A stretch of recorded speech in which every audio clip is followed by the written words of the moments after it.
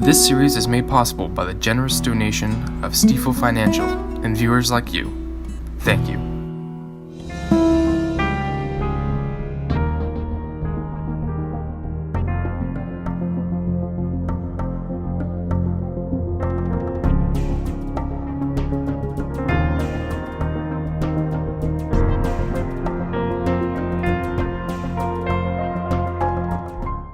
Hello, and welcome to Where Do We Go From Here? A series that explores issues that matter, always locally, sometimes regionally, nationally, and to the world at large. This program will be the first in a series on gun legislation and gun violence. Lou Sitzer, our producer, and all of us involved have a goal: to bring you the best information that we can from informed local leaders and experts on the subjects that we cover. Why? So that all of us can decide where might we want to go from here and how might we get there. I'm Al Dover, your host and retired Nevada County Superior Court judge and mediator. My guests today are Amanda and Nick Wilcox. At the end of this program, I'll tell you how you can watch past episodes of this series and also how you can contribute, if you desire, to NCTV. So thanks for watching, and let's continue. Amanda Wilcox moved to Nevada County in 1977 following her graduation from Earlham College in Richmond, Indiana. She has long been involved in education and was on the Board of Trustees of Ready Springs Union Elementary School District for 14 years, with 10 years as board president. Amanda is currently serving on the Nevada County Mental Health Board, County Suicide Prevention Task Force, and the Foothills Truckee Healthy Babies Community Advisory Board. As a scientist, Nick Wilcox has been a teacher, chemist, and most recently a specialist in statewide water policy with the State Water Resources Control Board. Nick is currently a director for the Nevada Irrigation District and serves on the Local Agency Formation Commission, LAFCO. Always disturbed by gun violence and its innocent victims, Amanda and Nick faithfully made annual donations to the Brady campaign to prevent gun violence for over 20 years. They never thought that they would personally be touched by gun violence. But their world was turned upside down when their bright and beautiful daughter, Laura, was killed in a rampage shooting in January 2001 by a man with severe mental illness. Feeling compelled to dedicate themselves to the goal of reducing violence in society, Amanda and Nick began advocating for gun violence prevention and improved mental health care. Laura's Law, which allows for court-ordered assisted outpatient treatment for those with serious mental illness, was named after their daughter. In 2004, they worked on the campaign to pass the Mental Health Service Act in order to get more funding for mental health care in California. Amanda is the founder and president of the Nevada Placer Brady chapter and leads the statewide Gun Violence Prevention Coalition. Amanda and Nick have served since 2005 as the legislation and policy chairs for the California chapters of the Brady campaign to prevent gun violence. As volunteer legislative advocates in Sacramento, they have been instrumental in the enactment of many significant state firearm laws. Well, Nick and Amanda, I can't imagine two people more affected or more engaged in this issue than you two. So thanks so much for being here. I wanted to just show this time cover, which I'm sure you've seen and most of our viewers have probably seen, and ask you on the national level, how might this movement affect legislation, if at all? Amanda, do you want to start with that? Well, it already has, actually. Okay. But kind of the bigger picture, I think, is that youth are speaking out. Youth have much at stake. Historically, youth have been in the forefront of many movements and change, and now they have picked this issue to be active about. Many clearly are very passionate, very articulate, very media savvy, far more than I am, and I think they have sort of touched the soul of our nation about this problem. You know, these youth have grown up with lockdown drills, Right.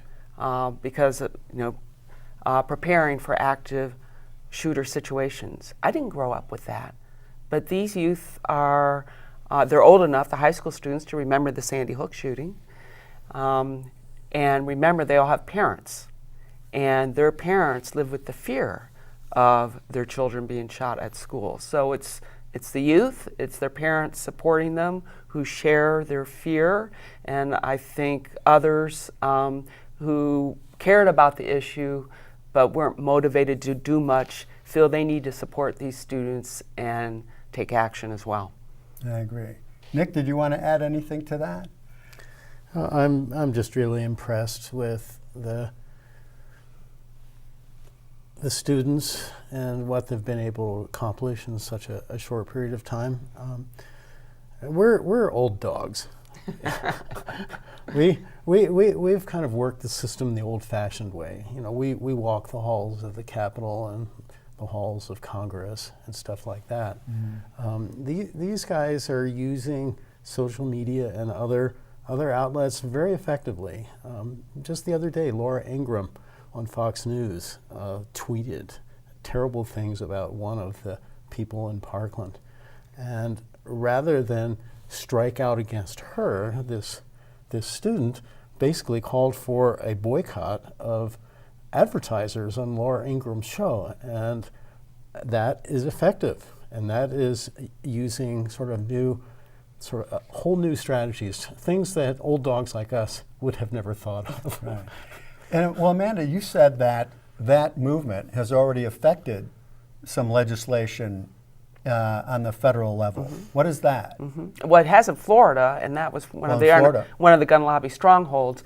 But in Washington, D.C., the appropriations bill that was passed right before the legislature went into recess, or Congress went into recess, included two provisions. I would call it low-hanging fruit, but nonetheless, two provisions that are good.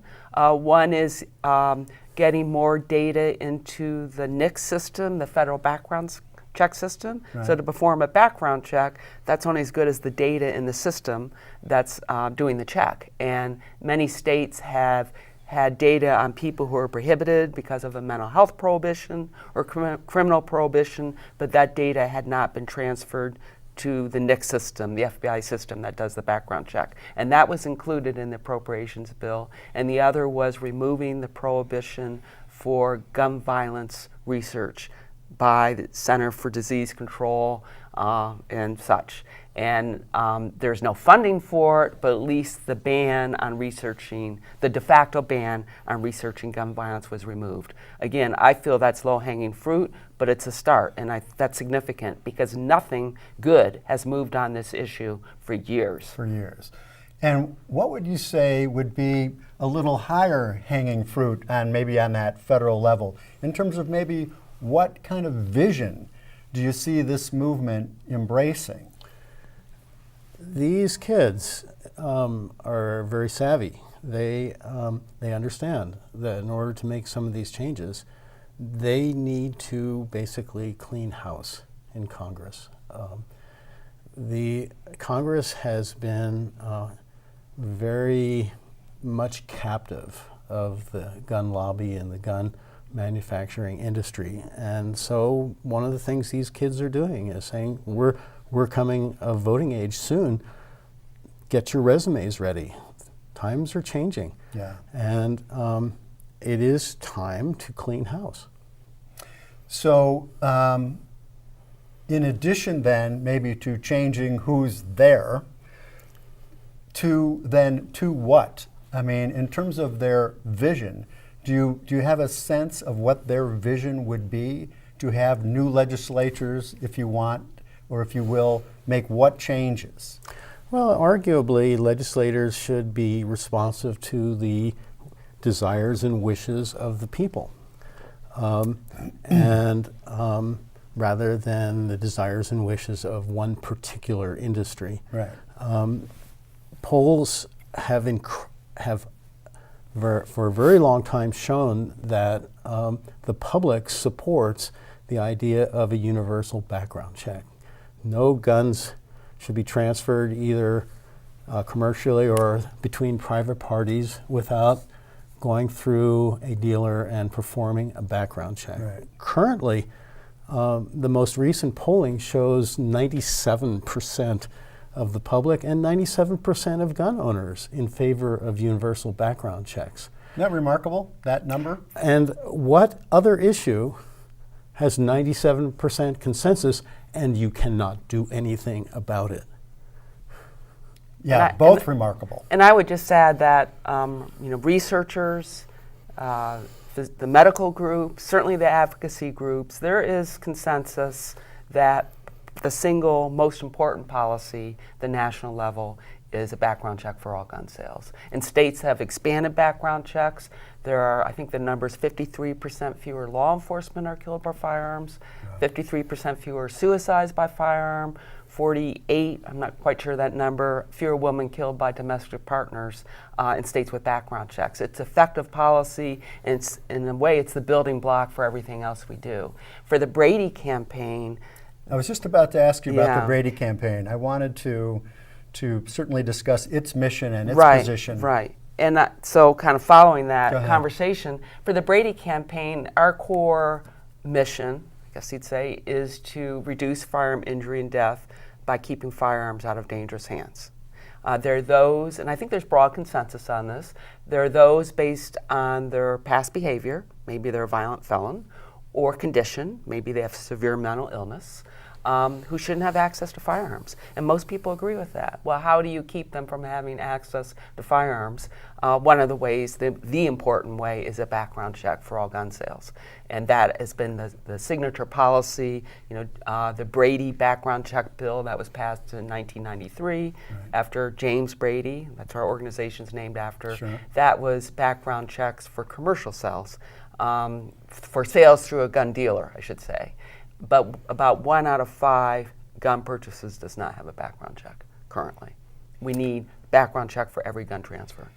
And so that is obviously then beyond just gun dealers, because we know there's all these other ways that people purchase guns.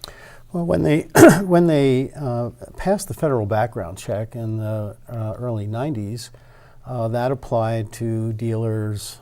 It did not apply to private party sales. And so the gun lobby always says, but we already have a universal background check. And that is not true because of this private party loophole that exists. So Amanda just said 1 in 5.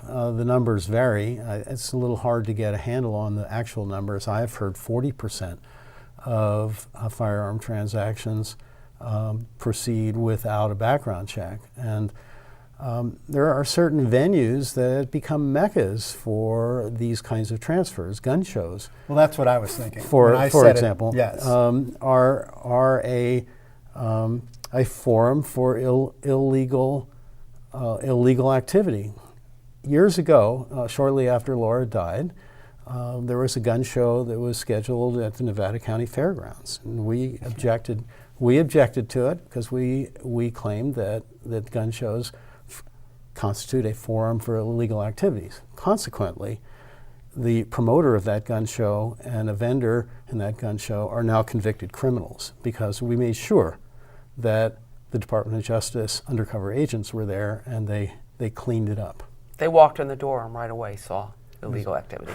So we made our point. Yeah, for sure. So we utilized the legal system, and those 2 men are now convicted criminals, and that gun show promoter never came back.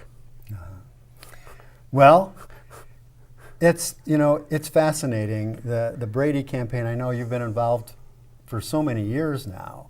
And was there anything more in its mission that we didn't cover? Because I want to make sure that if there's anything more in its Right. mission that we've talked about. Yeah, the Brady campaign essentially has 3 campaigns. One is background checks for all gun sales, Right. which is the building block for anything else. Second is our safe storage campaigns. One is called the Ask campaign, where we encourage parents who are setting up play dates with their young kids Yeah. to ask the host home if there's a gun in the home, and if they say yes, then they ask the second question, which is the gun locked up, stored separate from ammunition. Right. And that's to avoid accidental shootings among kids. Many of those shootings happen when a child's visiting a friend's house and there's an unsecured gun. Part of that also, or expanding that program, we have a youth suicide prevention program. It's the same thing for parents, particularly if your teen, I mean, they should be securing the guns anyway, Sure. but particularly being sensitive to doing that when the child shows some risk of depression or suicide. So safe storage is one of our big campaigns. Right. And then third is what we call our Bad Apple Gun Dealer litigation project, which is identifying, using trace data from ATF and other data, identifying dealers that are particularly negligent in following gun laws, or knowingly sell to a straw buyer, to a woman who's clearly buying for her boyfriend who's prohibited, and seeing that, or having a lot of missing guns because they Yes. illegally sold the guns without a background check, and holding those dealers accountable, either reforming them or shutting them down. So those are our 3 main areas of focus. Thank you. Thank you, Amanda. Regarding local issues, let's talk a little bit and see if we can't educate the viewers a little bit more about the California's Gun Violence Restraining Order law and local implementation. So obviously, born of tragedy, and in large measure the impetus for Laura's Law. Tell me a little bit more about what is the status of California's Gun Violence Restraining Order law? Well, it's law. I We guess have that's one. the status. We have It one. is slow. We're slowly starting to realize the benefits of it. It's been we will only realize the benefits of that law if people know about it, and if law enforcement knows about it. Right. And so we started a campaign to educate families about this law, but then we realized, as we got into this, we realized we needed to adjust our strategy on educating stakeholders about the law. A family in crisis is not going to go online and think, is there a judicial tool for removing firearms because my loved one's dangerous? They're probably going to go to somebody. And who they go to, maybe it's a home health care provider, maybe it's their counselor, maybe it's law enforcement, probably most commonly it's law enforcement. Those people need to know about the law, and law enforcement can file for different forms, an emergency gun violence restraining order. Family members can file. Others who family members go to can tell family members about the law or tell them to go to law enforcement. So it's been a process to learn how to support families on this, how to help them seek the order when it's needed, and how they would know about it. And then the other piece of this, of course, is law enforcement and making sure that they are that they know about the law and are ready to respond. And as I was educating groups in Nevada County, I actually pulled back because I realized I did not want a family member to call law enforcement. They come and they don't know what they're talking about Right. in terms of the law. So we stepped back to make sure in Nevada County, make sure law enforcement was aware of it. Our courts are ready for it. Again, we don't want a family member to go to a court clerk and she doesn't know what they're talking about. So I would say in Nevada County, our law enforcement and our courts, our district attorney's office, if they need to support, are ready to help with this process. It actually shouldn't be used a lot. It's kind of like Laura's Law, which you mentioned earlier right. in the intro. It is a significant tool. Going to court is a big step. And are there other ways to remove the gun? Is it a senior citizen with dementia who has guns, which Right. is very common in Nevada County. Right. You know, can they be talked into giving their gun to their son and taking it out of the house? You know, there are other ways to deal with it. But often those who will not, you know, are very resistant but are dangerous, this is a tool. And it's actually modeled after law in Connecticut, where it's used most to prevent suicide by firearm. It's used for threat of suicide. Sure. And that is our gun violence issue in Nevada County. There's been a lot of talk nationally about a related concept, I would say, a congruent concept called the extreme risk protective orders. There's discussion in Florida and in many, many states now. But the concept is that if somebody is potentially dangerous and those people are most likely known to people close to them, family members, close acquaintances, and so on. And so it steers away from the idea of mental illness and things like that and goes to a whole concept of dangerousness. There are people who are recognized in their community as being potentially dangerous, and you need a tool in the toolbox to disarm them. I understand. I think to maybe both your points, education seems so critical. What we've done here in Nevada County is, you know, one county. And so can you give me a sense of the educational piece, how it, you know, how this is working? Because it's a state law. Oh. And so do you see it kind of working in places where someone really has taken a leadership role to educate law enforcement, the courts, the public? I can give you two examples, Great. but one is in San Diego, Okay. the city attorney of San Diego. We have a very active Brady chapter in San Diego, and they reached out to make sure she knew about the law.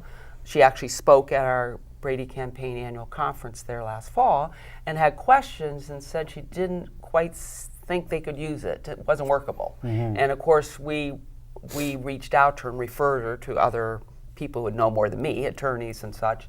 And she worked out a process with her local law enforcement and courts for using the GVRO, the Gun Violence Restraining Order, in the city of San Diego.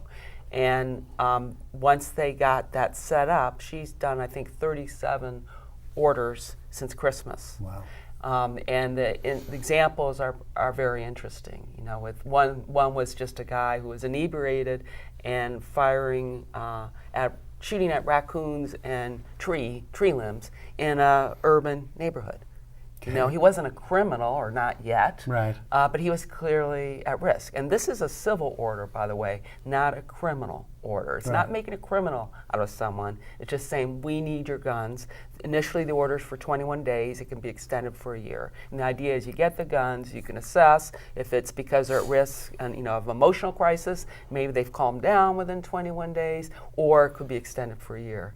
But she took leadership on this in her community to make it work. The same thing is happening in Santa Clara County, where one of the deputy DAs is taking a lead role on this. She actually found out about the law from law enforcement, a police officer who was called by a wife because her agitated husband was throwing guns in the car, saying he was going to go shoot the people at work. He was mad at him.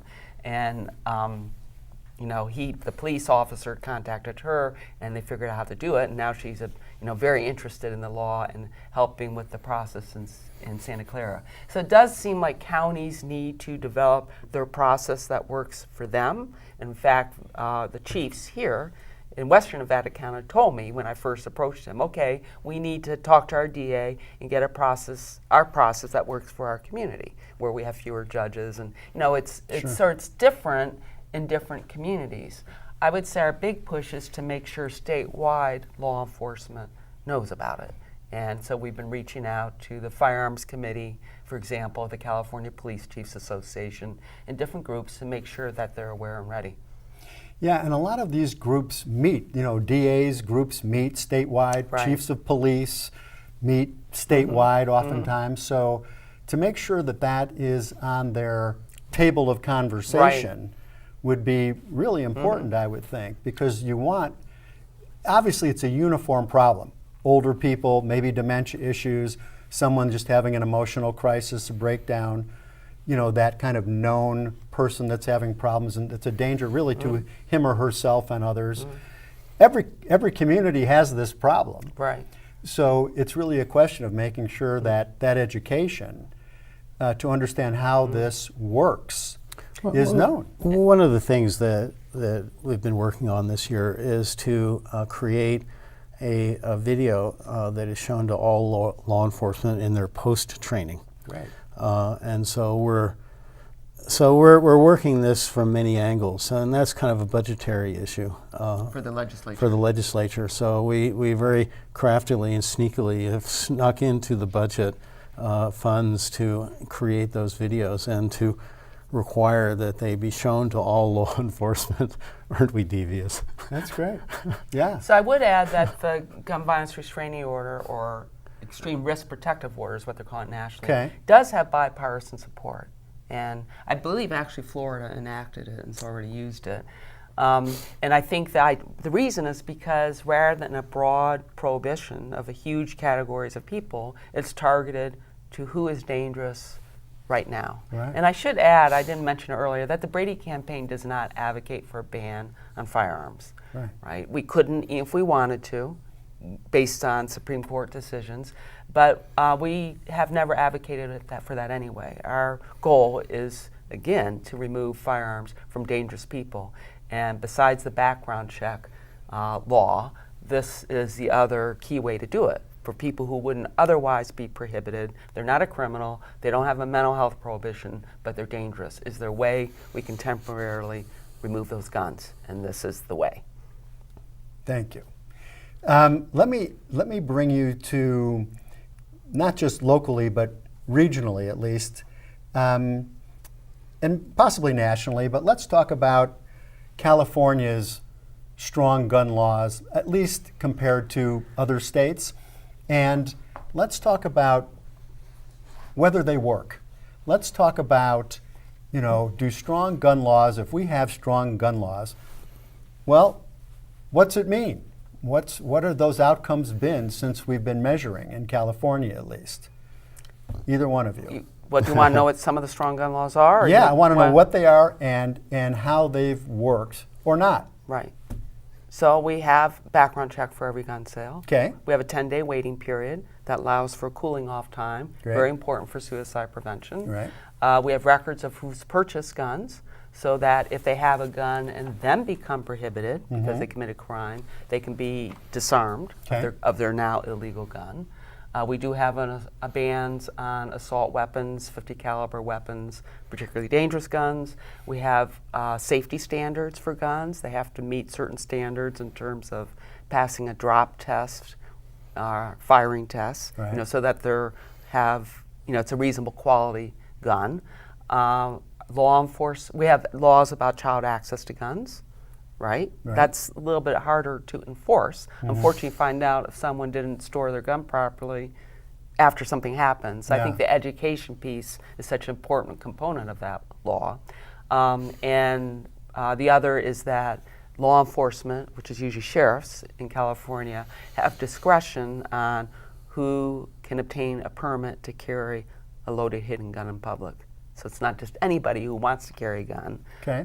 but someone who has a need, is of good moral character, obviously has passed training and a background check. So I think those are some of our key laws in California. Okay. If you compare our firearm death rate with the firearm death rate in the rest of the nation, both for California and in the United States, the high was in 1993. Okay. We've dropped our rate 56% 56%? since then. Wow. More than three times the drop in the rest of the nation. So I would say our gun laws are helping to reduce firearm death. I would add to that in California, our gun sales have been at record high. So we are not preventing law-abiding, sane, if you will, people from buying guns, but we're doing a far better job of keeping guns out of dangerous hands. And these laws, obviously, if it's 3 times the national average and this 56% drop with increased gun sales, something's working. I mean, it's hard to argue against those kinds of. Well, Yeah, because- we got kind of the gun sale thing. The so- gun sale thing is a tricky issue. There's 86 guns in this country for every 100 people, so there's lots of guns out there. Yeah. However, the large bulk of those guns are in the possession of about 3% of the population. So you have a kind of a disconnect here between the number of guns that are out there and where they actually reside. So the average number of guns that a gun-owning household has could be anywhere from 10 to 200. And from a public safety standpoint, a household that has 200 guns isn't really that much more dangerous than a household that has one, Unless the guns are stolen. unless the guns are stolen. So there's that.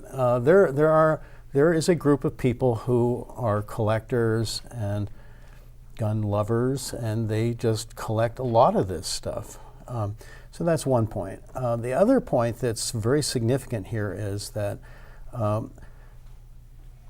only 22% of individuals in this country own guns. So a relatively small percentage of guns are held, or the guns are held by a relatively small percentage of people. Another way to look at it is gun-owning households, where there's a gun somewhere in the home. Because if there's a gun in the home, then presumably everybody is at risk in that home. And there has been really good data kept for many years on that, and the percentage of gun-owning households is continually declining, and it's now sits at about 31%. 30 or 40 years ago was closer to 50%. And so we're seeing a steady decline in the percentage of households owning guns. And there could be many reasons for that. You know, the rural culture and the hunting culture is a declining thing. The number of hunting permits that are issued every year is continually declining. You know, we're a society that is becoming increasingly urbanized, and in urban communities, most people actually don't own guns. Well, and many Kids can hunt online. They can play But those they have games. other They ways. can play their games. Yeah. But I think many families are just deciding they don't want a gun in the home. Maybe they were gun owners and they had children, and I think the message about the risk is getting out there. Just in Nevada County, our chapter is tabled at the Day of the Young Child event about the Ask campaign that I was mentioning. Yeah. And I'm surprised. The last few times we've done it, I've been pleasantly surprised at how many families say, "Oh yeah, I always ask about guns. I never did that when my kids were young." And so I think there is an awareness of the risk, particularly around children, the drift to urban communities. Whatever the reason, gun ownership is going down, although there's lots and lots of guns. But people feel sort of hopeless about the issue because they say, well, what's the number? There's so many. How many million guns out there? But it's not everywhere, and people don't realize that. The other thing is crimes are usually committed with newer guns. So anything, laws that we pass do have an impact, even with all these guns out there, because criminals tend to use newer guns. So really, people should not give up hope, actually take heart Right. that these laws are truly making a difference. And based on what you really just said, and this educational aspect is so critically important. It is. You also mentioned one other thing. I know we are kind of toward the end of our time, but you mentioned that once people kind of get past the rhetoric and the politics, and maybe that's what we were just saying, that there's really more common ground than people realize. So maybe that just brings us to, where do we go from here in terms of how do we capture that? Well, I have to give my dear wife credit here. Okay. Right now in Nevada County, there's a group called Friends of the NRA who are holding a fundraising dinner at the fairgrounds, and people have said that they want to go protest that dinner. Amanda took a different tack. She found out who the organizer was of the Friends of the NRA, and she called this woman and reached out to her and said, look, there are probably many issues we can agree on. We need to be working together on this issue. As you know, you know, that's a fault that we can trace directly back to our Quaker background. Okay. Right. Right. Well, you know, the beauty of it is get past the rhetoric, get past the politics, look for common ground because there's so much out there. Right. There really is. And I'm hoping that this series helps do just that. Get past the rhetoric because we can all go there from here. Correct. We agree. We can. Thank you for being here. Thank you. Folks, if you've learned something, if you've enjoyed this program, please know that you can go to NCTV. This program, I believe, streams on Monday nights at 7. You can also just go YouTube, NCTV, and see it. I believe it says Comcast Channel 17. You can also see it, I guess that's the Monday night at 7 p.m. So thanks for watching. Also, if you go to that Nevada County Digital Media Center, don't forget you can also contribute to support this series. Thanks for watching.